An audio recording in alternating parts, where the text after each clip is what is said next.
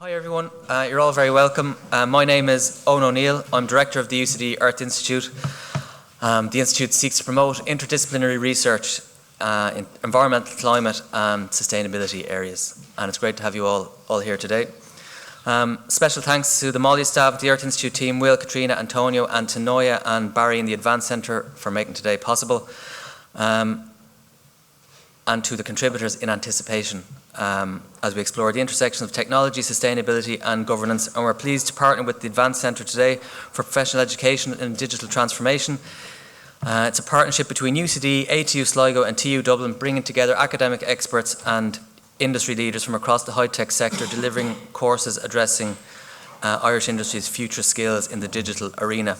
But our session today, titled Sustainability, Technology and Democracy, and our panellists bring expertise from diverse fields, drawing from their experiences in business innovation, digital transformation, regulatory framework, sustainability and industry practice from across various sectors. Our contributors are talking about AI, food security, energy systems and digital infrastructure. So a wide-ranging contributors today. So we have a series of five-minute presentations by our five speakers. Dr. Thomas Macagno, Conor Lawlor from ATU Sligo, Thomas is from UCD, Camilla Perussello from UCD, Patrick Brodie UCD and John Walsh from the ESB. And Thomas Macagno will moderate a panel discussion and Q&A session. That's the format. And then I'll conclude a quick wrap up and then we can enjoy a light lunch just outside afterwards. So before we commence with the individual presentations, I'm going to give a quick introduction to our respective speakers and their bios. So Conor Lawlor, I'll just move on so you can see who we're talking about. Conor Lawlor lectures on data center mechanical principles, facilities and utilities management and mathematics. He's currently course coordinator of the B-Engine Data Center Facilities Engineering at the School of Engineering at Atlantic Technological University in Sligo and part of the Colleges for European Data Center Education. Camilla Perussello is Assistant Professor at the School of Biosystems and Food Engineering at UCD, specialising in sustainable food systems and alternative proteins. She's a background in food engineering, mechanical engineering and global experience as a scientist, lecturer and consultant in Brazil, Australia, Italy and Ireland. Her research integrates theoretical, computational and experimental methodologies to optimise food processes and products. Patrick Brodie is a lecturer and Ad Astra Fellow in the School of Information and Communication Studies and a member of the UCD Centre for Digital Policy and the UCD Earth Institute.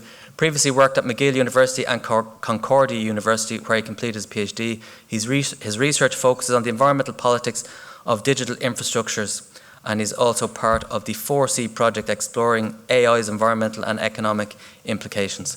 Then Mr. John Walsh works for ESB, is responsible for leading ESB's group strategy for the adoption and commercialisation of emerging energy technologies to meet the evolving needs of customers and grow new business in support of ESB's net zero by 2040 strategy.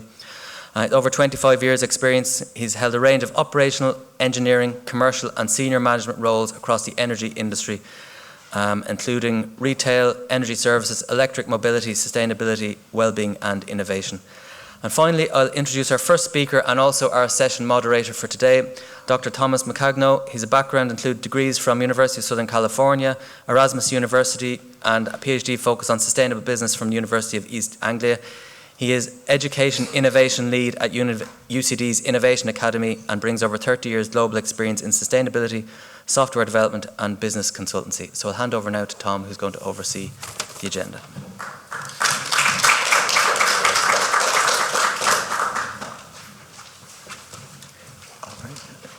Okay, let's see. Oh, that worked. Okay, what I'll try to do is briefly set the foundation. Our topics are a bit eclectic, and we'll see how good of a job I do at bringing them together. So a big question that we'll look at in the panel is how can technology help advance sustainability while also strengthening democracy and restoring people's sense of agency? And this came to me because I was teaching my undergrad class and I asked them, act out the future. 35 years in the future, I want you to act it out, make a play of it. And they did it. And what was common again across all the various groups was this basically dystopian future that they imagined. It wasn't optimistic, it wasn't pessimistic, somewhat like Blade Runner. There is AI in all of that future, but the big common denominator there just wasn't this feeling of agency. They felt overwhelmed. It's just like they're wondering if technology is going to help with democratic values or it's just worsen inequalities. And it's like, really, it's like what I want to make the foundation here to connect later. It's like one of the missing links is educating and upskilling. So ultimately, knowledge, one of the challenges that we've had is that you see more and more in curriculum. It doesn't matter at what level of school. It's like that soft subjects, like teamwork, like creative thinking gets pushed out, and that more and more technical approaches or cognitive knowledge gets pushed in. And really what we need is mindset. And why are mindsets important? It's like because ultimately individuals and groups continually use it to guide behavior, choices, and responses. So, and a good example of this is, and I found this fact amazing, it's like if we think about used clothes. And so that this last year, and this is from Bloomberg, by the way, it's like $227 billion was spent on secondhand apparel, representing 10% of the global spend on clothes. And what this also represents underneath is a discussion. So that's an important part about democracy. It's just like discussing, and all this discussion helps shift values. So one of the key areas to do this, and what I think is important to implement back into curriculum, is transversal skills. This is actually a picture of students working. We're just now building a community garden, and everyone's welcome to it. Anyone from UCD or outside can come over and also volunteer. But the idea there is, it's like transversal skills, and there's a few listed here. So they get to use creative thinking, teamwork, it's like creativity, it's like communication, even digital skills, because we look at different monitoring. And a part of that is also building in mindsets. That's what we do at the Innovation Academies, sustainability mindset and democracy mindset. And so it's like knowledge needs the right mindset. We can't just be teaching, it's like technical knowledge without, it's just like giving learners the tools. And when I say learners, that's not just children or university students, but learners who are all lifelong learners. And so give them the right mindset to frame problems and to tackle it. So one of, it's like in my courses that I teach, it's like practice sustainability is a verb and not a noun. So what that means is a lot of times people have fixed ideas about sustainability, but it's very contextual. So you have to go in and look at, it's just like, okay, what's the context? It's like with doing this. And the picture there is actually, it's like some of the students from the group I mentioned that felt very disempowered. It's just like no agency, and giving them a chance to, it's just like learn how to grow their own mushrooms. And so giving them that hands-on experience. And basically they started to, it's just like feel empowered. And this was on top of, the underlying lessons are on innovation, but it's not just telling them the technical aspects of innovation, but letting them do it hands-on. So then, part of what I hope we expand on here and explore, what democracy mindsets do we need is just like to put and instill in our students. And hopefully we'll have a better idea at the end of this. And so, thank you. I'll introduce, it's like our next speaker, Patrick Brodie.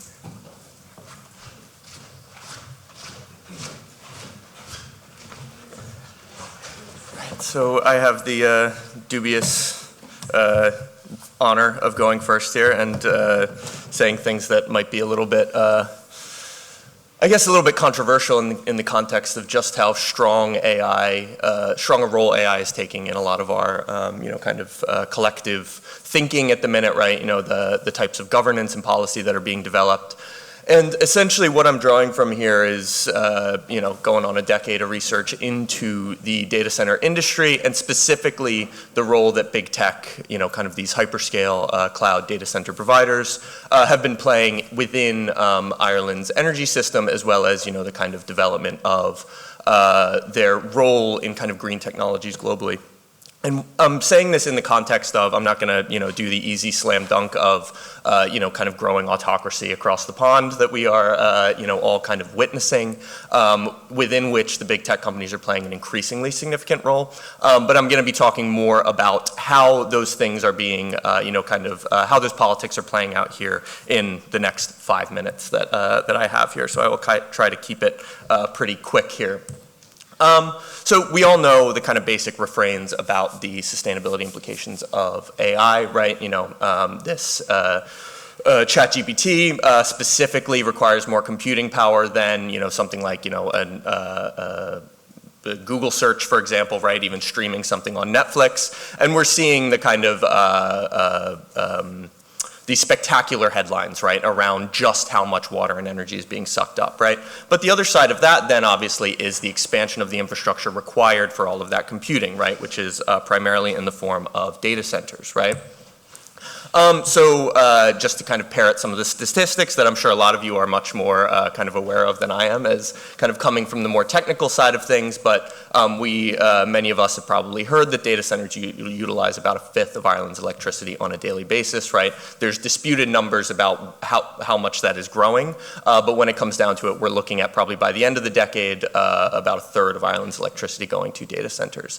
And globally, data center emissions are obviously much smaller than that, right? So one of the issues that, I kind of come at in my research, I am a critical social scientist, is how and why Ireland is shouldering such a degree of, the kind of energy implications here of these specific big tech infrastructures, right?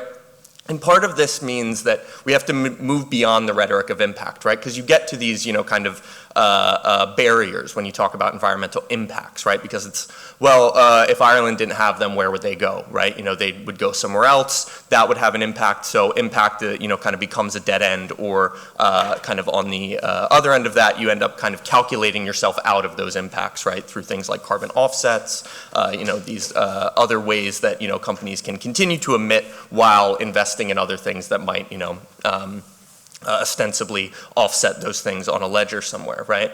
But so at its core, this is an issue of inequality, right? At its core, it is an issue of the expansion of the tech economy within what is still an unequal world system, right? And where does Ireland play within that, right? Both as somewhere that is obviously contributing enormously to, these environmental impacts, while also, in some ways being dependent on these companies, right?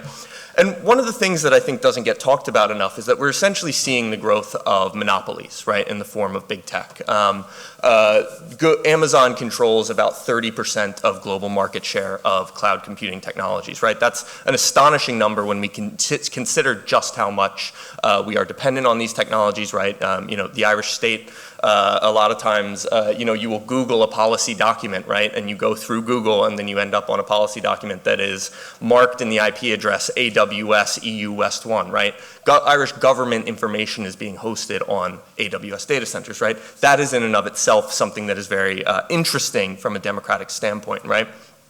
And these companies are promoting themselves and being promoted as the tools, right, of sustainability, right? Google is, going to basically invest more money than we've ever seen into, sustainability and energy, right? Microsoft is pioneering these grid flexibility technologies through their data centers here in Ireland that they are now selling abroad. Eaton, this data center battery system that they developed here is now being sold and commercialized abroad, right? So where does this come from? How did Ireland take on such a role? Anyone who is a critical social scientist or humanist will know Frederick Jameson's famous mantra that we should always historicize, right? RIP, he just died last year. Obviously, many people know the history of FDI here in Ireland, right? I'm writing a book at the minute with a colleague, and one of our kind of origin stories of how and why data centers are being facilitated so strongly here is you look at the kind of IDA landing its whale in 1989 and getting Intel to come here, right? And the amount of infrastructure that was developed for Intel's chip manufacturing plant out in Leixlip, right? That continues to expand in these certain ways, right? And what's interesting is that if you go back to the newspaper archives during the dot-com crash at the end of the 90s into the 2000s. You get arguments that feel quite familiar to anyone who's following the news about what the tech companies are saying about the problems of Ireland's infrastructure now. Intel said that it was not their problem, and Microsoft was saying the same thing. It wasn't the markets even, it wasn't the fact that they had overinvested in a particular kind of speculative technology. It was actually the job losses were Ireland's fault, right? Ireland hadn't invested in enough infrastructure. There were not good enough roads. There was not good enough water. There was not good enough energy. And so that's why all of these jobs were lost, right? To fix that, Ireland needed to invest more infrastructure to support them, right? We are seeing the same arguments being raised now with the issue of the grid constraints being raised, being faced, very practically and, in the kind of red alert way around the expansion of data center energy use here, right? And just to make the point here that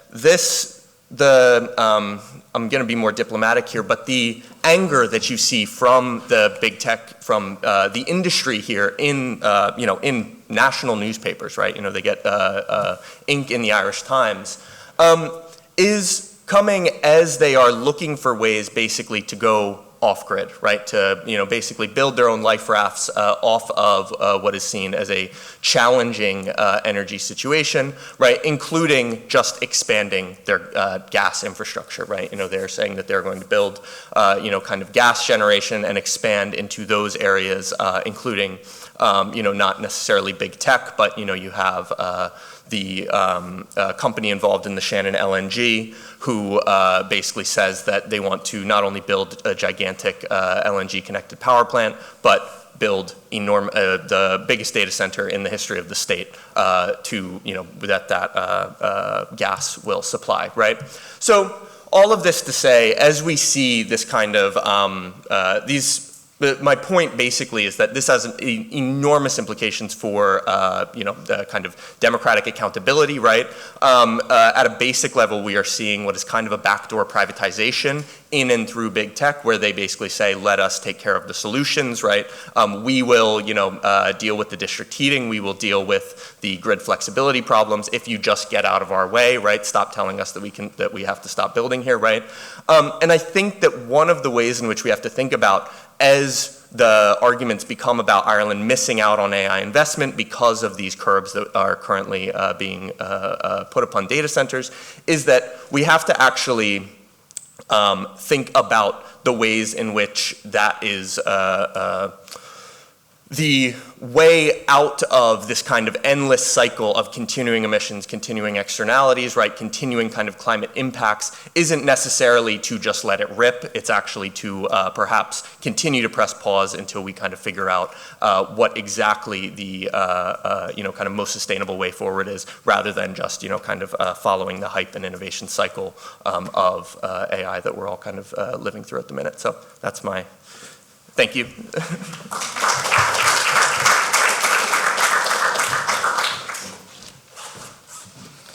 Next up we have Conor Lawlor from ATU Sligo.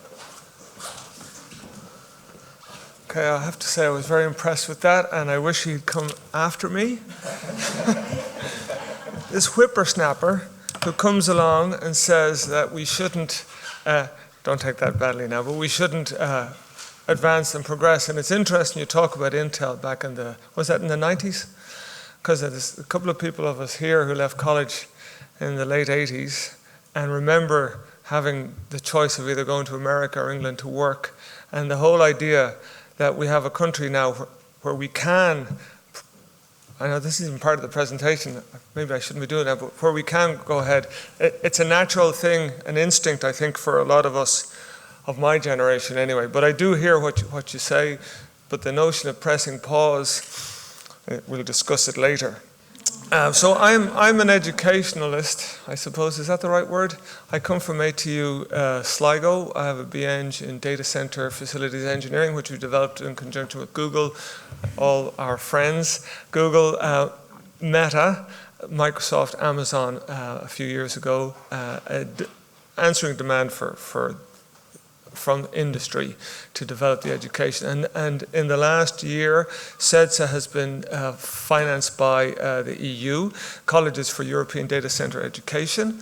And it's a 4-year project, and we are developing syllabi for all workers in the data center industry, from the facilities people through to power, and all the way up, let's say, to the cloud architecture, all the software side of things, cybersecurity, etc., from apprentice level up to master's level. That's the plan.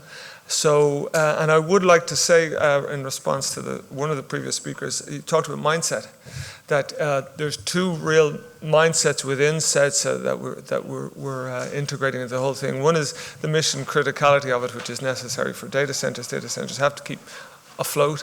But the other one is sustainability, and it's a huge. The EU is a huge driver in that regard, and the industry is a huge driver in that regard as well. I know that it can be couched in different ways, but the bottom line is the more sustainable a data center is, the cheaper it is to run. And the bottom line for these energy users is that energy costs money. So it's not all bad. Patrick?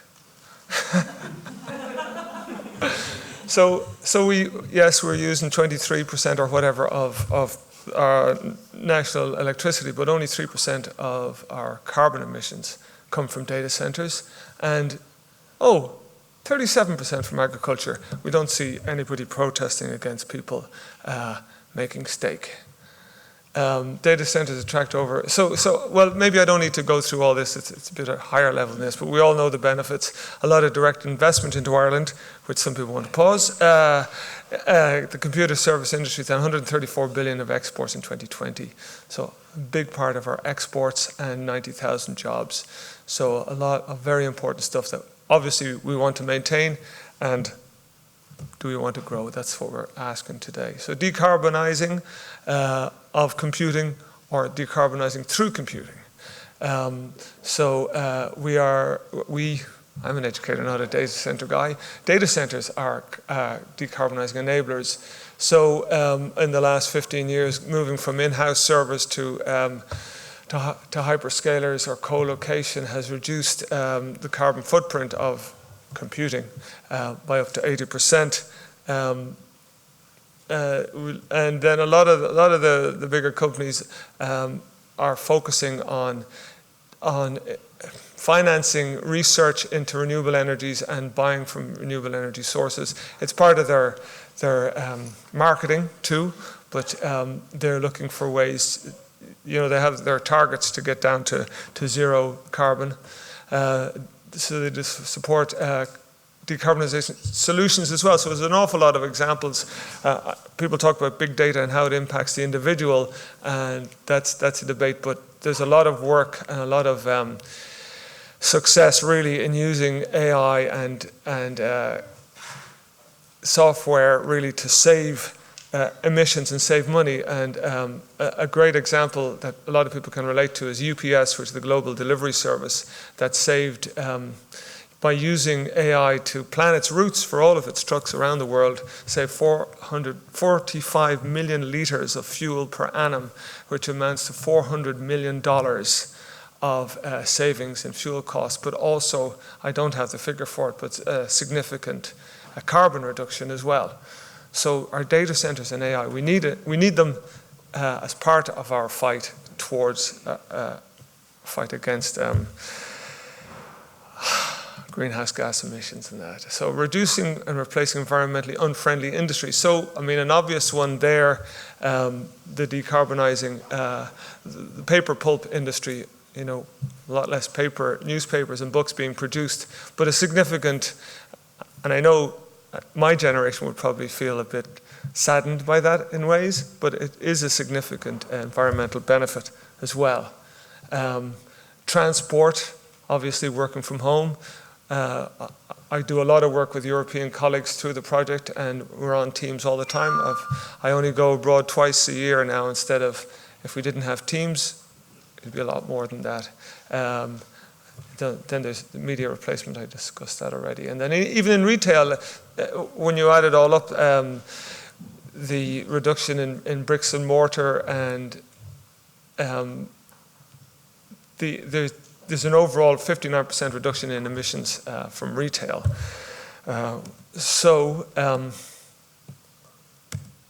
Okay, friends with benefits. So other things we get from data centers, grid stabilization. Grid stabilization is, it's not my area, but it's very important that the national grid is stabilized, frequencies and power distribution. So data centers can be used to manage the grid.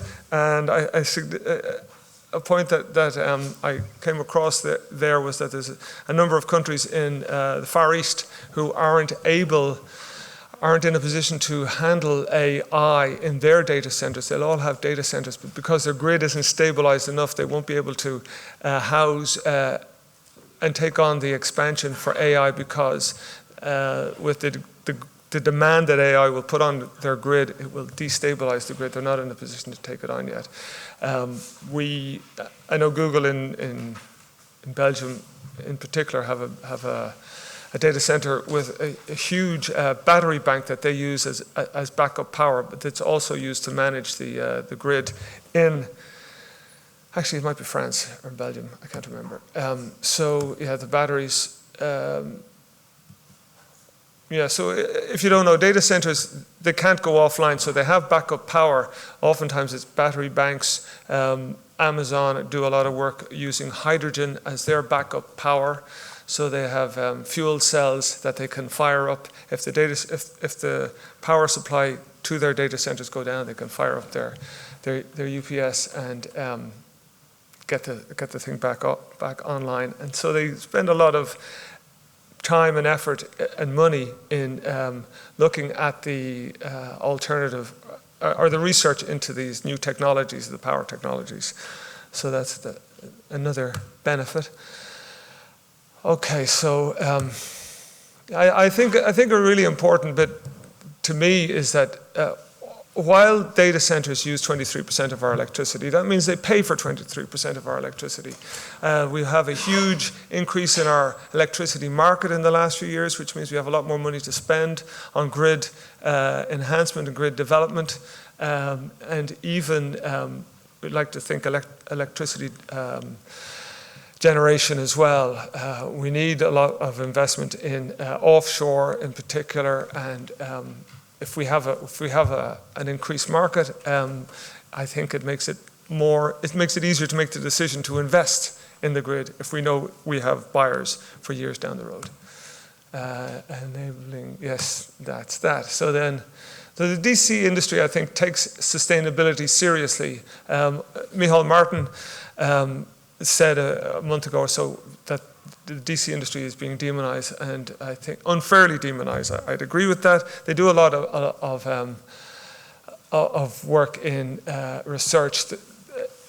And one of the things that I'll be speaking about later on, or I hope we'll try to mention, is that with the excess heat from data centers, especially with AI, there's a lot of potential for district heating, for supplying that excess heat to industry, the pharma industry, for instance, and also to horticulture. I would be a big advocate of new data center hubs surrounded by greenhouses. It's a win-win situation. It creates two industries for us in the country, and it decarbonizes. It makes perfect sense, and it's very viable. This is really a sample. Obviously, Equinix in Paris, they have a data center in the middle of Paris, and they put a greenhouse on top of it. And there's an awful lot of heat comes out of these data centers, and it needs to be used. And as AI increases, the heat will increase, and we have to enforce really the use of that heat through legislation. Another example, just an interesting one. I think they have that's a data center that they pulled up.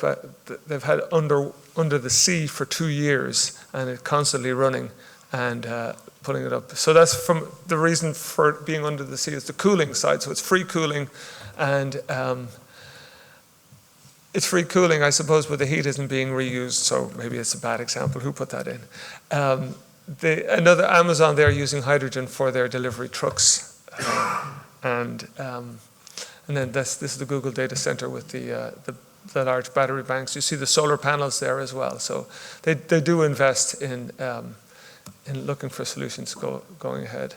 So AI, everybody's talking about AI. AI is coming, AI is here. But lots of power means lots of excess heat and needs to be reused. Just one statistic to give you an idea of the increase. A normal rack in a data center is about this wide and about this high, and it might have 6 or 8 servers in it, and it between 10 and 20 kilowatts. Now, not every server is going to become an AI server, but NVIDIA will have technology out that will have 600 kilowatts in that same size rack. So that means there's going to have to be 30 times as much power going in, and there's going to be 30 times as much heat coming out. And that heat needs to be reused. It's very hard to say in a data center how much of it will be AI and how much of it will be standard. So how much of it will stay at, say, 20 kilowatts and how much of it will be 600 kilowatts. I talked to a few people in industry, and 10%, 50%, but there's going to be a huge increase in the heat available, and we need to make sure that that heat isn't just thrown out to the atmosphere as it is at the moment. There are moves in that.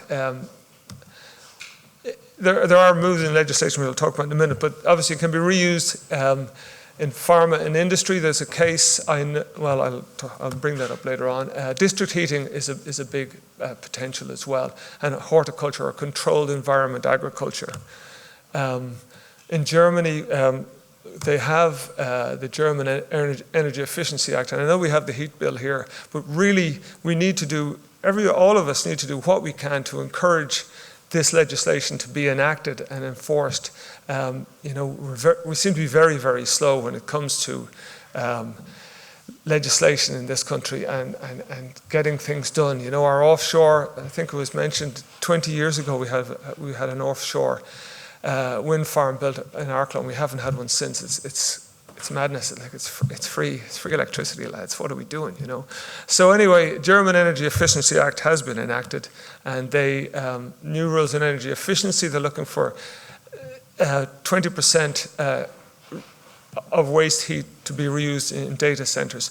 Really, at the end of the day, they're saying you have to have the pipes in the building, coming out of the building, so we can grab the heat. You have to have it set up, and we need to have that here and be proactive on that, and I think that's enough from me. Camilla? Thank you.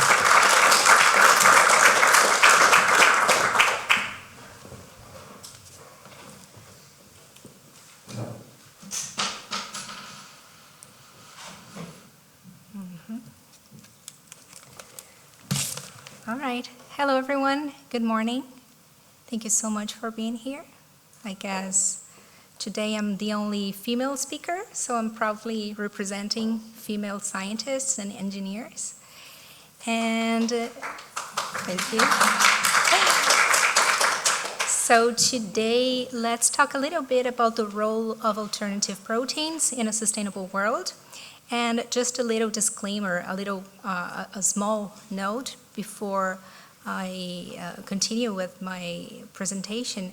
If you've ever eaten beans or lentils or a pea burger or tofu, then you've tried alternative proteins before, right? So our food system is facing multiple problems that threaten both human health and the health of the planet. For example, diet-related diseases are on the rise globally. I don't know if you know that, but the #1 cause of death in the world is heart disease. And also, with a rising global population that is expected to reach almost 10 billion people by 2050, it's really important that we find ways to feed all these people sustainably and in a healthy way. Also, agriculture plays a major role in climate change. For example, it contributes more than 30% of global greenhouse gas emissions, and nobody talks about it. And most of this share comes from animal farming. Land use inefficiency is another big problem, as 80% of agricultural land is used for livestock production.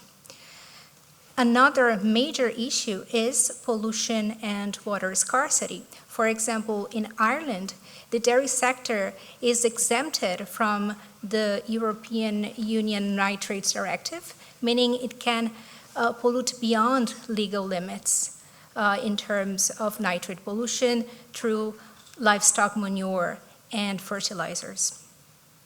And of course, we have different ethical issues surrounding the way we produce food. For example, world hunger. We have more than 1 billion people who face food insecurity in the world. And another big issue is animal objectification. We use and kill trillions of sentient beings every year for our consumption. So all of these things reflect our values as a society and as individuals as well. Right, so in terms of greenhouse gas emissions, food production, as I've said before, is responsible for over 30% of all greenhouse gas emissions, right? And all stages of the food production chain, from field to the consumer table, emit greenhouse gas emissions. However, a lot of people talk about food miles and the importance of eating local foods. However, if we think about it, let me try and use my pointer here. I feel like I'm holding a weapon. Okay, okay, it doesn't work from this distance, but it doesn't matter. So the red color is indicating the contribution of transport to food greenhouse gas emissions, right? And you can see how tiny the contribution of transport is to food emissions, right? So animal products in general have a much higher carbon footprint than plant-based products, no matter if they're locally produced or not. So what you eat is much more important than where it comes from. Even if we compare greenhouse gas emissions per kilogram of protein instead of kilogram of product, we can see how staggering the difference is between animal proteins and plant proteins. For example, red meat produces up to 100 times more greenhouse gas emissions per kilogram of protein compared to plant options like peas and beans. And that's one of the reasons why plant-based diets emit 73% less greenhouse gas emissions than the omnivore diet. Right, so global land use is also another issue in food production and consumption. So the first bar, the one on the top, indicates the land requirements for the omnivore diet, right? With most of the land dedicated to growing animal feed and dedicated to pasture as well. And the other bars show the global land use requirement for diets excluding or reducing animal products. So a vegan diet, for example, uses 75% less land than an omnivore diet. And of course, this is a massive amount of land that we could use to feed more people, which is really important in a world where 1 billion people don't have enough food to eat. Or we could simply use a portion of the land we saved to rewild this land and sequester carbon and protect animals and plants from extinction. So the good news is that we have a solution, right? So everyone is familiar with plants as food sources, right? And of course, plants offer all the nutrients we need for a healthy diet. But we can also rely on algae, for example, seaweed or microalgae as a food source. These are low-impact food sources that are highly nutritious. The fungi kingdom also offers a lot of alternatives. For example, we are already familiar with mushrooms, right? But here we also have nutritional yeast and mycoprotein, which is produced via fungal biomass fermentation, and also precision fermentation proteins, right? Single compounds, for example, proteins or fats or vitamins or pigments can be produced via bacteria and fungi through precision fermentation. And another solution is animal stem cells through what we call tissue engineering. So we can produce real meat that many people call lab-grown meat without killing animals.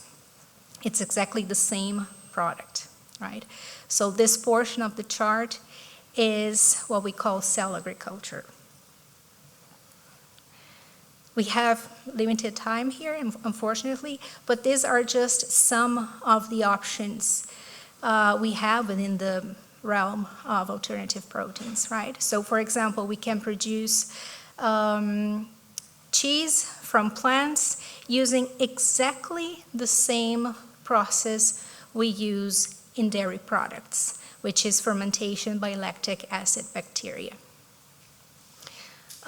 We can also produce, for example, chicken alternatives from fungi and plants. For example, corn products in the supermarket are mainly made of mycoprotein. And they have texture and taste very similar to those of real chicken. So fast forwarding to cultivated beef, it's possible to produce real meat without slaughtering animals via stem cell culture. And here it's important to mention that the stem cells can actually be obtained non-invasively. For example, a feather can be the source of stem cells, right? So also important to mention here is that all of these products are not only much less resource intensive and emit much less carbon emissions, but they also can be much healthier than what they aim to replace. They can be cholesterol-free, lactose-free, they can be low in saturated fats, and they can have a flavor profile and texture very similar, if not identical, to the traditional products they aim to replace. So I always say that we all are lucky enough to be able to eat 3 times a day. So 3 times a day, we have an option to choose foods that are more ethical, that harm less animals or don't harm any animals, right? And that are healthier for us and the planet. And that's really empowering. So please choose mindfully, and thank you so much.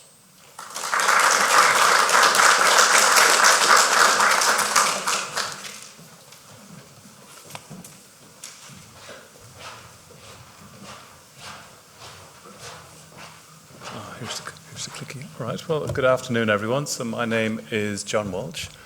I'm the Emerging Technology and Research Manager with ESB.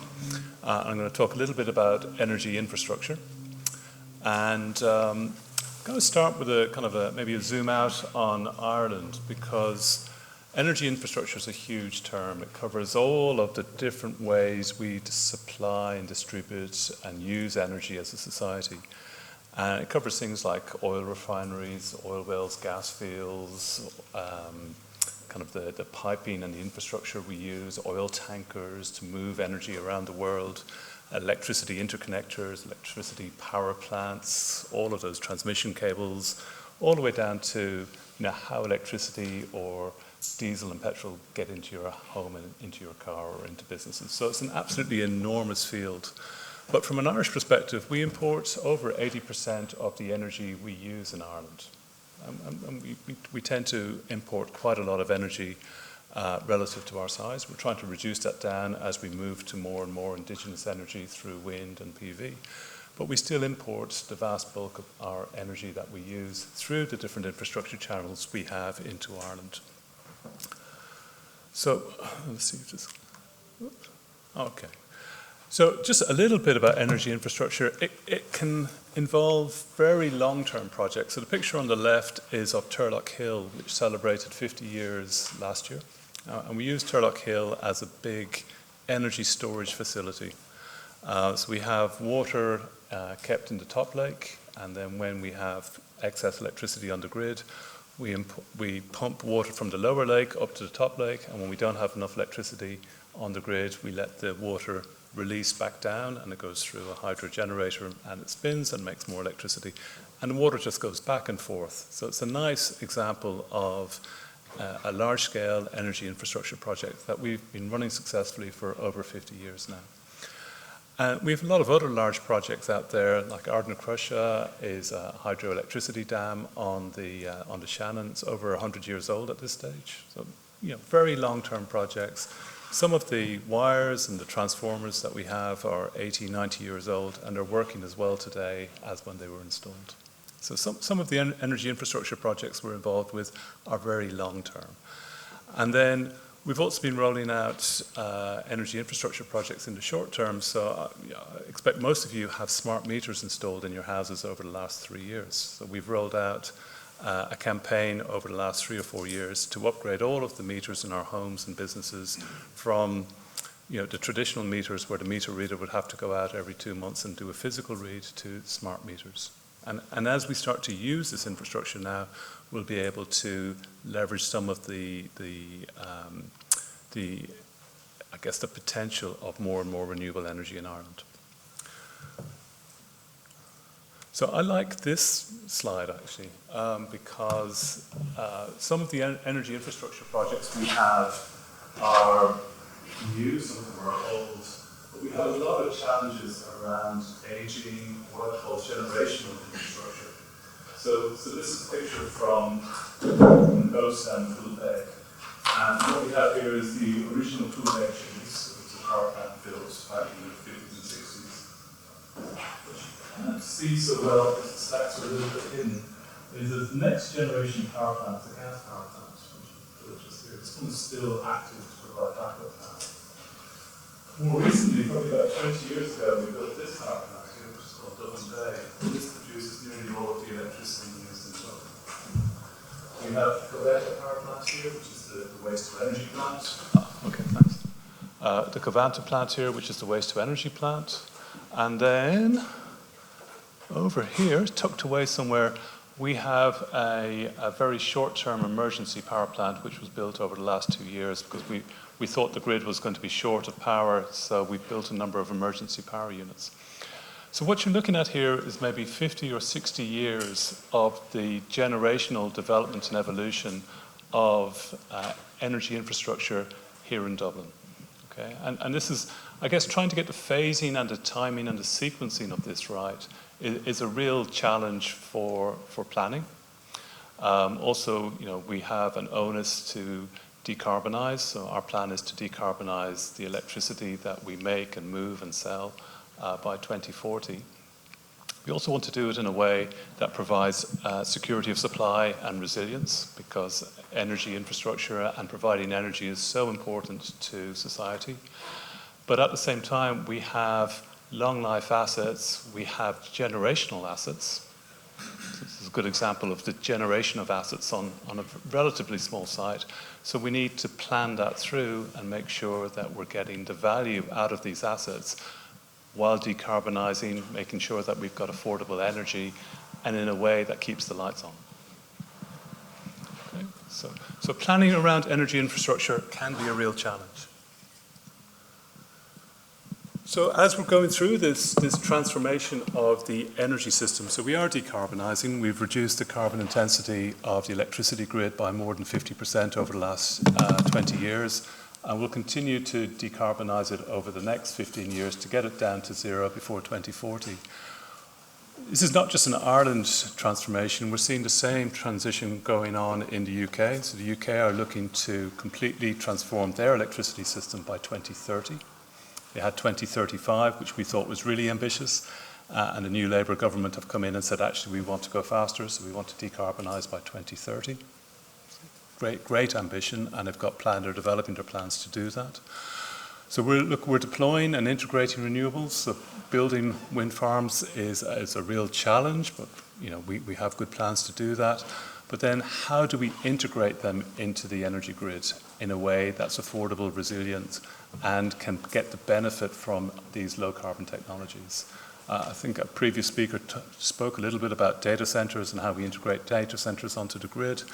And that will be a key factor in the success or failure of how we decarbonise our entire energy system here in Ireland, given just how large that data centre load is. So if we're using about 30% of our electricity in data centres, how data centres show up and perform on the grid will be really, really important. Smart grids, again, trying to get that balance right between supply and demand, and keeping that balance so that we don't run out of supply or we don't have too much demand at any one time, is a constant balancing act that EirGrid and ESB networks do every minute of every day. To decarbonise, we're convinced that we have to electrify heating and transport. They're the two largest energy users in Ireland. We use most of our energy in Ireland for transportation, very closely followed by heating. And we actually have, at the moment, we've got a relatively low penetration of renewable heat and renewable transport in Ireland. We're very much a laggard from a European perspective. There's loads and loads of potential, but we do need to move forward and move at pace to decarbonise both transportation and heating in this country. And then just finally, we know the path we need to follow. It's very clear. We do need to be more competitive in terms of our energy costs. We have to decarbonise. We can feel the planet is burning. I think we've seen this time and time again over the last few years. The evidence around climate change is no longer theoretical. We're actually starting to live this, and we're starting to experience this. We need supportive public policy. And then we need to be given the investment markets very clear, consistent and stable investment signals so that people are confident and ambitious in how they invest in this journey. Thank you very much.